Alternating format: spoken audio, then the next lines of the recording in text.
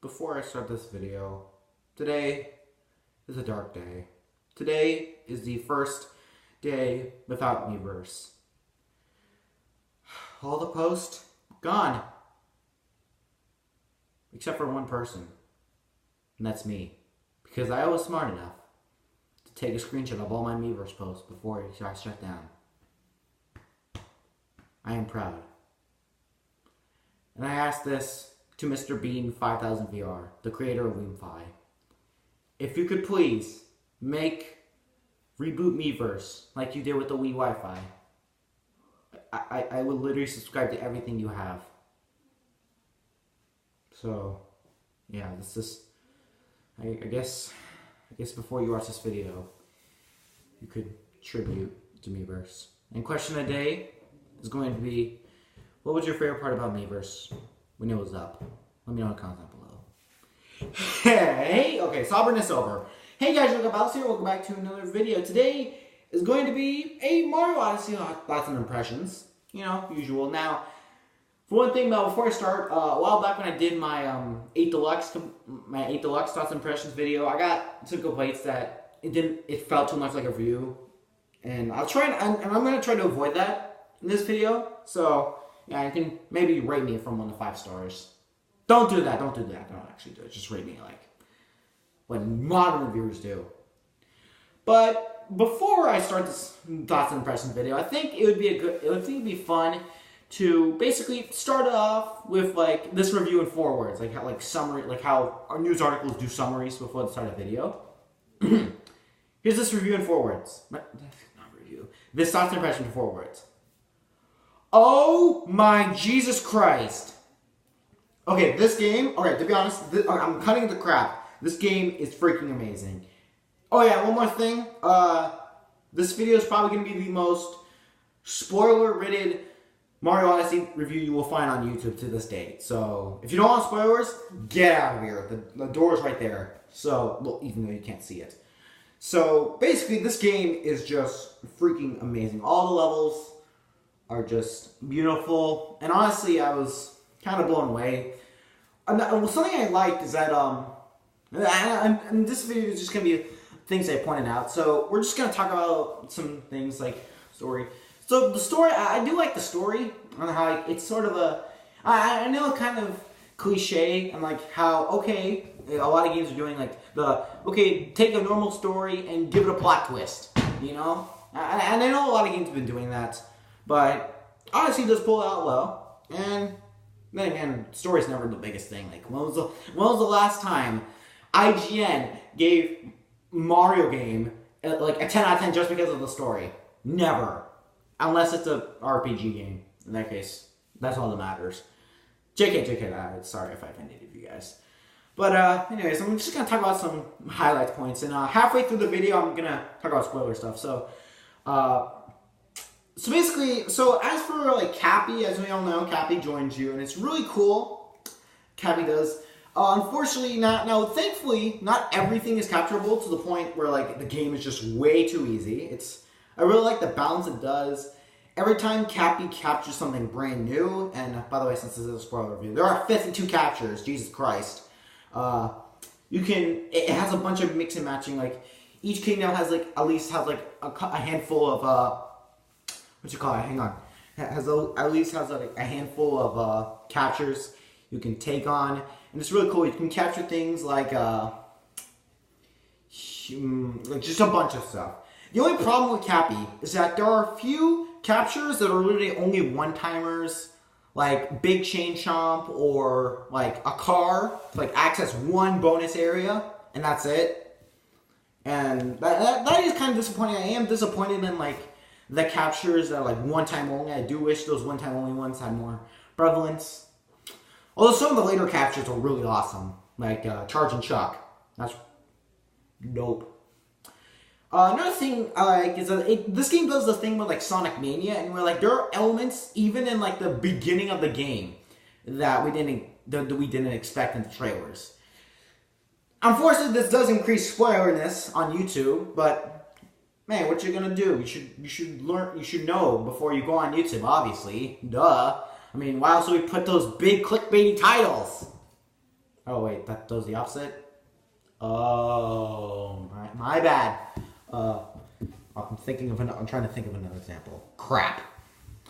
But yeah, it's pretty cool. Another cool thing is like the bonus rooms. Now, I feel like it's taking the 64 bonus room thing a little bit too far. I mean, 64 and Sunshine, they had a couple bonus rooms, and they were really rare, unfortunately, especially in 64.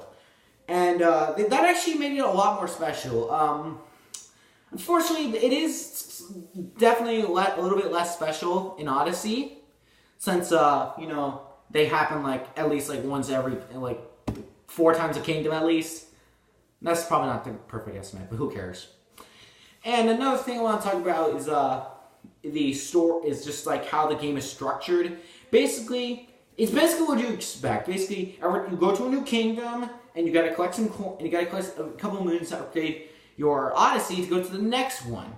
And with this setup, I actually really like the setup because even though you are encouraged to get a certain amount of power moons in order to like, get the Odyssey running, it is fun. It is like that. It just makes getting like off-beaten stars just more, it just makes getting stars and like they aren't supposed to normally get, like, or getting like stars that are past the minimum amounts. It just makes those types of stars more fun. And I think that just gets to like the whole reward appeal. Although the opposite does apply to late game. Late game, I don't know why, but there are like a handful of stars late game that like you know where they are, you know how to beat them. It's just that they're annoying you. And that is a big problem. That really only happens like the last few moons of the game. Thankfully, though, early game, you're just running wild. Jesus, there is nothing to go on. Except for assist mode. Well, actually, to be honest, I didn't actually try assist mode for this. But, I don't know. Another cool thing is, another minor thing I had was the motion controls. Motion controls, a lot of people comparing it, PPG compared it to the motion controls in Galaxy. In Galaxy, there were portions that were mandatory, but at least it was simple. This one, like, most of the motion control, like, all the motion control stuff, well, most of the motion control stuff is, optional. It's completely optional. You don't have to use it. However, I will admit they're definitely a little bit more less intuitive to learn. They definitely take more time to learn than it is, and also the fact you don't get access to it in every single game mode. And it does kind of, yeah. So that's my only complaint. In fact, I don't even think I run all of them. I'm mostly using the non-mouse control shortcuts, like doing a 12 spin to get the circle maneuver for the Cappy. So we've hit I guess we've hit the big meat and potatoes of this review, the halfway point. Let's talk about the post game and final stuff. So in the end, obviously, everybody did this. We go to the moon for the final boss. Yeah. But before that, you go to like this really cool like lava gauntlet in the core of the moon, which is kind of ironic because isn't the moon away from the sun?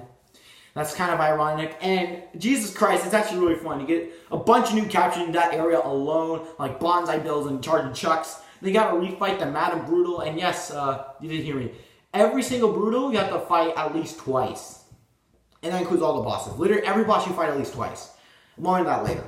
And later on, you go into the wedding hall, and then you encounter Bowser Peach, obviously, and it's really cool. Unfortunately, the boss fight's repeated, but still. And then you take control of Bowser, and then you gotta get out of the moon. And basically, okay, I know it's like family friendly and stuff, but but like the ending cutscene, the cutscene that plays right before the credits, is basically Peach's way of saying, "Screw you guys, I'm going home," which is freaking amazing. I love that ending cutscene. If I could watch that on loop repeatedly, like an hour on YouTube, I would watch that video every day and share it and like it and do all the stuff. Do the huge. So basically the cutscene plays, and the fun and the awesome part is the post game. Post game Mario Odyssey is a freaking mind blower, and it is the reason I recommend you don't avoid spoilers. But at this point, you haven't. But seriously, the post game is amazing. You head to the freaking Mushroom Kingdom, And in the Mushroom Kingdom, you got access to way more stuff. You get access to a sort of achievement systems, which admittedly I do kind of wish they implemented in the beginning of the game. And they also you can unlock the freaking Mario 64 suit. And it's not just like a hat and the clothes. No, it's a freaking full skin, right? Do you know how many SMG4 animations they're gonna make of that? Hey, have you got any food? Where's my spaghetti? Okay, back on track. And it's just awesome. Like, the coins are basically purple versions of the 64 coins. The power modes in the area are stars, and they play the 64 jingle. And you can even access, like, the backyard, like in 64, except this time you have to have the Mario suit. And they have ghosts there. Again, well, not really, but yeah. And there's, like, towers where you can do, like, harder versions of the boss fights. Hate that freaking octopus boss, by the way. I hate that thing. And it's just amazing. It's just amazing. And that's just beautiful. And another cool thing is that right at the end of the game, but not post game, you find out that like the rocks scattered in every single level are actually from the moon. They're basically meteors from the moon. And now, when the post game, you can actually break them, and you just get collectathon overload. You get even more stars to collect, and it's just amazing. And you gotta do that for every kingdom. It's amazing. And not only that, you can also do a bunch of other stuff. You can find Peach in every kingdom, and Peach and Tiara in every kingdom. You can find all of them, even though they're missing in the Mushroom Kingdom. It's pretty cool. You get a bunch of new challenges. And not only that, but also in the Mushroom Kingdom, if you go on the rooftop has a Yoshi egg. You break it, get Yoshi, and you can take control of Yoshi and have the flutter jump and tongue licking, and even a brand new wall jumping tongue licking maneuver. Probably not the official name, but the game doesn't specify an official name. At least I don't think so. And it's amazing. And you can collect even more moons to access two areas. The dark side of the moon and the darker side. The dark side of the moon basically is a boss rush of the Brutals, except for the Madame Brutal. And afterwards you get access to a king's clothing and access to a bunch of painting stars. Like, basically, it gives you a hint in front of a painting, suggests you to take a screenshot of it with the capture button, and you have to find it in a completely different level. To be honest, most of those are actually kind of annoying, but what you gonna do? Most of them are kind of annoying and extremely cryptic. Like, I bet you, I dare you to find the one that says, like, keep on it. You're never gonna find that one. I'm telling you. You're gonna need a guy for that one. I'm telling you. But seriously, and it's just freaking amazing.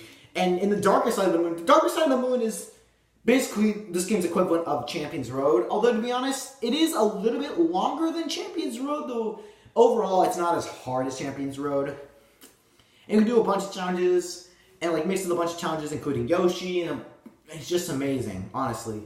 And when you beat the game, like tourism like explodes in all the kingdoms. Like, you can see a bunch of different, like a whole bunch of mix of races. It really reminds me of the Mario RPG games, especially 1000 Year Door, how it just mixes all the species of Mario characters, Mario like civilians, and it's just really cool. You can do a bunch of side quests with that, and you can find like Captain Toad in every level. And not only that, but when you beat the darker side of the moon, Cappy breaks a tier, and also last but not least, you can actually unlock like an invisible cap. Now this is normally where I'd mention like the prize for getting 836 moons, but I've actually not gotten that far to that point. All I know is that it gives you that when you get like 836 moons, you get your sail turns gold. That's all I know. I'll probably do an update in the description once I reach there. So that's pretty much it. Honestly, this game's amazing, and every Switch owner needs it. I know everyone says it, but seriously, you need it. You need it now. You need it. Why are you still watching this? You need it. You need it.